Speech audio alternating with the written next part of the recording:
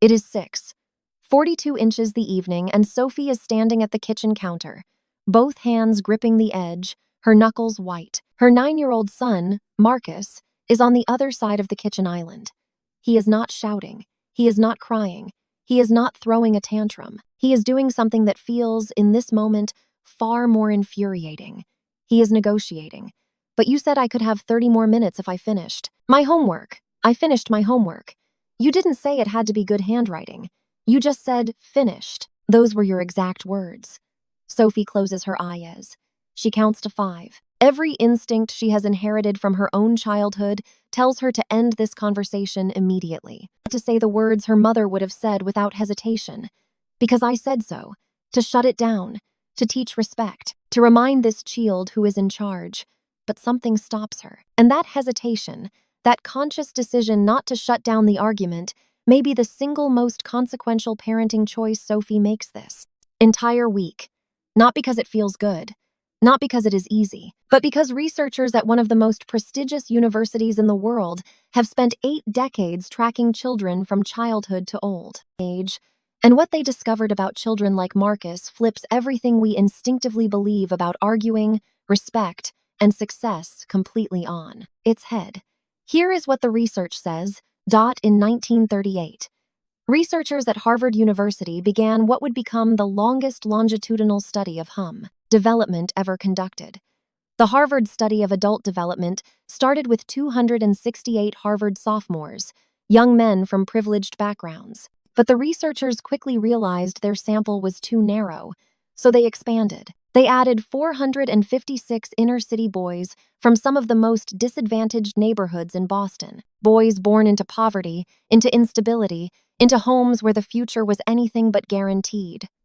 For 80 years, researchers tracked these 724 men. And when I say tracked, I mean tracked. Every 2 years, they sent questionnaires. Every 5 years, they collected medical records from their doctors. Every decade or so, they sat them down for in-depth, face-to-face interviews. They interviewed their parents. They interviewed their teachers. They interviewed their children. They drew blood. They performed brain scans. They collected tax returns. They sat at their dinner tables and watched how they argued with their wives. The question driving all of this was deceptively simple. What makes a good life? What predicts happiness, health, and success across the entire span of a human life? For decades, the public narrative around this study focused on one finding above all others: good relationships keep us happier and healthier. Full stop. That was the headline. The quality of your relationships at age 50 is the single best predictor of how healthy and happy you will be at age 80. Everyone covered this. It became a TED Talk with tens of millions of views. But buried deeper in the data, across decades of interviews and observation, was a finding that almost no one talks about. A finding that is, in many ways, far more practical for parents standing in their kitchens with a 9-year-old who will not stop arguing about screen time. Here is the critical part. The children who argued with their parents, not the ones who defied them, not the ones who were aggressive or disrespectful, but the ones who pushed back with reasons, who negotiated, who presented counter-arguments. Those children grew into adults who were measurably more successful across nearly every domain the researchers tracked. They earned higher salaries. They were more likely to reach positions of leadership. They were better at setting and maintaining boundaries in their adult relationships. They were less likely to be exploited by employers, by romantic partners, by anyone who mistook compliance for agreement. And the researchers noticed something else. Something that took decades to emerge clearly from the data. The children who learned to argue at home, to push back, to negotiate, to advocate for themselves in a space where they were loved unconditionally. Those children did not become argumentative adults who could not hold down a job or maintain a relationship. They became adults who knew how to disagree without destroying the relationship. They became adults who could advocate for a raise without burning the bridge. They became adults who could say no without guilt, and yes without resentment. This is not speculation. This is 8 decades of data. Let me explain why this works, because understanding the mechanism changes how you hear your child's next argument. A 2011 study published in the journal Child Development followed 157 13-year-olds and their parents over several years. The researchers, led by Dr. Joseph P. Allen at the University of Virginia, brought these families into the lab and recorded them discussing a real disagreement, a real argument about something that actually mattered in their lives: curfew, grades, friends the parents did not approve of, real stakes, real emotion. Then they followed these children for years. And what they found was remarkable. The teenagers who argued constructively, who stayed calm, who presented reasons, who listened to the other side, and then countered with logic rather than volume, those teenagers were 40% more likely to resist peer pressure when it came to drugs and alcohol. 40%. Think about that for a moment. The U0069LD, who argues with you at the dinner table about why they deserve a later bedtime, presenting evidence, listening to your counter-argument, and then responding with a reasoned rebuttal. That she, U0069LD, is not developing a discipline problem. That Chu U0069LD is developing a neural architecture that will, a few years later, allow them to stand in a room full of friends, pressuring them to TU0061KEA, drink or try a drug, and say the single hardest word for any teenager to say. No, the mechanism is not mysterious. Arguing. Real arguing.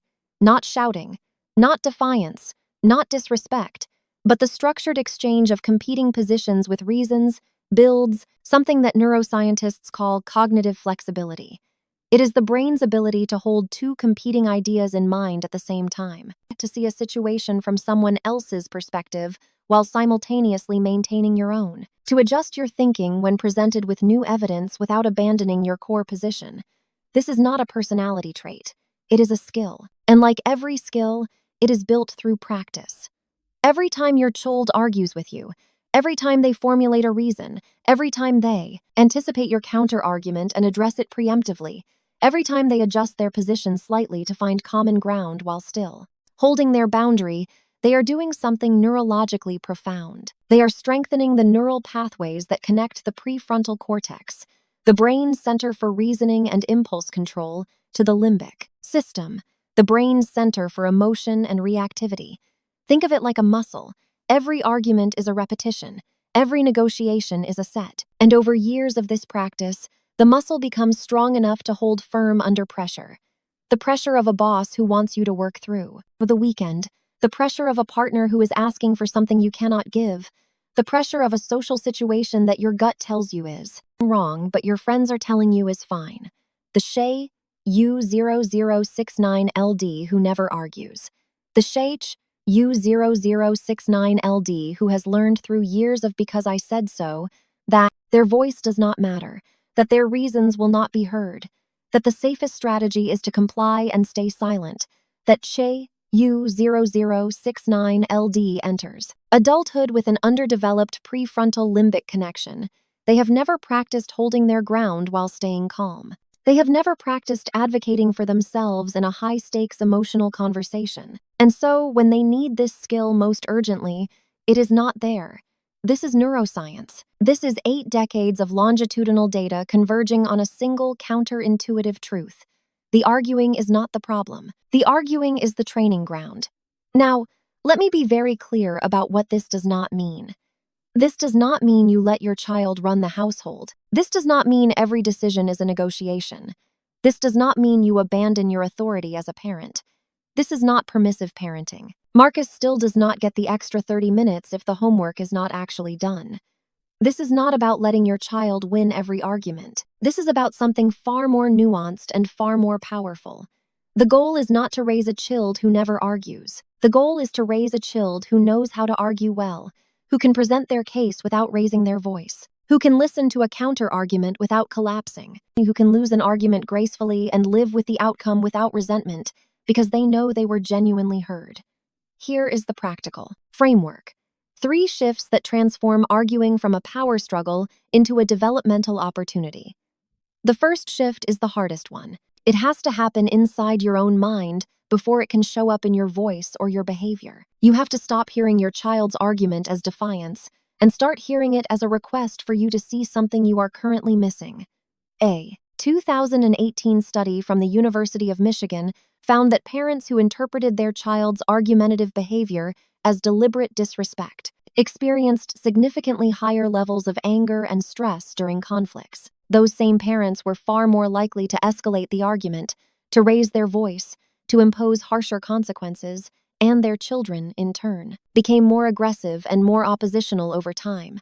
But parents who were trained to reframe, to hear the argument not as my child is trying to challenge my authority, but as my child is trying to communicate a need that I have not yet understood, those parents stayed calmer. Their cortisol levels during conflict were measurably lower, and their children, over time, became better at arguing constructively rather than destructively. This is not about being soft. This is about being strategic. You cannot teach your child to argue well if you cannot regulate your own nervous system while they practice. The second shift is about what you teach. In between the arguments, the research is very clear on this point. Children do not learn to argue well in the middle of an argument. They learn to argue well in the calm moments when there is no conflict, when their nervous system is regulated and they can actually absorb a new skill. Dr. Adele Faber and Elaine Moslish, whose work on parent-child communication has been foundational for decades, describe this as the difference between coaching during the game and coaching during practice. During the game, the heated argument at the dinner table, your child cannot learn a new skill. Their amygdala is activated. Their prefrontal cortex is partially offline. They are in survival mode. What you do in that moment is not teaching. It is co-regulation. But in the calm moments, you can teach.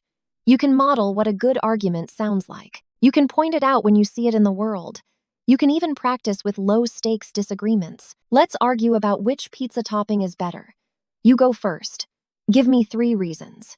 This sounds almost absurdly simple, but the neuroscience behind it is rock solid. Skills learned in a low-stress state are stored in a different part of the brain than reactions triggered in a high-stress state. If you only address arguing in the heat of the moment, the only thing your child's brain is learning is how to survive conflict. If you teach it in calm moments, their brain is learning how to master it. The third shift is about how you end the argument. Most parents focus on who wins. The research suggests that the far more important variable is how the argument ends. A 2019 study from the University of Copenhagen followed 214 families with children between the ages of 8 and 14. The researchers found that the single strongest predictor of whether a child would develop constructive argument skills was not how often they argued. It was not who won more arguments. It was whether, at the end of the argument, the child felt heard, not agreed with. Heard. The families where children reported feeling heard after arguments, where the parent could accurately summarize the child's position even when they disagreed with it. Those children showed dramatic improvements in emotional regulation, in cognitive flexibility, and in their ability to advocate for themselves with peers and teachers over the following 2 years. The families where children won arguments but did not feel heard showed no such improvements. Winning without being understood taught them nothing. Here is what this looks like in practice. It is the difference between 2 ways of ending the exact same argument. Version 1. Your child has been arguing for 10 minutes about why they should be allowed to stay up later. You have made your decision. You say, the answer is no. End of discussion. Go to bed. Version 2. You say, I hear you. You feel like you are old enough to manage your own bedtime. You think it is unfair that your older sibling gets to stay up later. You have made good points, and I can see why this feels frustrating to you. And my answer is still no. Your body needs sleep to grow, and right now, that is my call to make. But I hear you, and when you are a bit older, we will revisit this. The outcome is the same. The bedtime does not change, but in version 2, something far more important than the bedtime is being built. The bond is bigger than the behavior. So let us return to Sophie and Marcus, standing on opposite sides of the kitchen island at 6:42 inches the evening. Marcus has made his case. His logic is technically sound. Sophie did say he could have 30 more minutes if he finished his homework. He finished his homework. She did not specify the handwriting. Sophie takes a breath. She does not say because I said so. She does not say that is not the point. She does not say do not argue with me. She says, you are right. I did not mention handwriting. That was my mistake. Your logic is solid, and I can see why you feel I am moving the goalposts. Marcus BS. He was ready for a fight. He was not ready for this. But here is where I stand, Sophie continues. The point of the homework was not just to get it done. It was to practice writing clearly. The handwriting matters because the learning matters. So here is what I can offer. You can have 15 minutes now because you did get the work done. And tomorrow, I will be clearer about what finished looks like. Deal? Marcus thinks for a moment. Then he nods. Deal. Did Marcus get the full 30 minutes? No. Did Sophie get a perfectly obedient child who never questions her authority? Also, no. But something far more important happened in that kitchen at 6:47 inches the evening. Marcus learned that his voice matters, that his reasoning can be heard, even when the answer is still no. That arguing with someone you love does not have to end with someone winning and someone losing, that it can end with both people feeling seen. And Sophie learned that the moments that feel the hardest, the arguments, the negotiations, the endless pushback, are not signs that she is failing as a parent. They are signs that her Chait U0069LD is developing exactly the skills he will need to succeed in the adult world. This is not discipline, this is development. If you want to go deeper on how to build your child's emotional regulation from the earliest years of life, starting from the very first year, that video is right here. It covers the 3 co-regulation techniques that Scandinavian parents use to raise children who can calm themselves down without screens, without threats, and without bribes. But before you go, I want to hear from you. Which of the 3 shifts feels hardest for you right now? Reframing the argument, teaching in the calm moments, or ending with connection? Tell me in the comments. I read every single one in the first 24 hours. And if this video gave you a new way to think about the arguments happening in your home, subscribe and turn on notifications. New research-backed parenting insights every single week.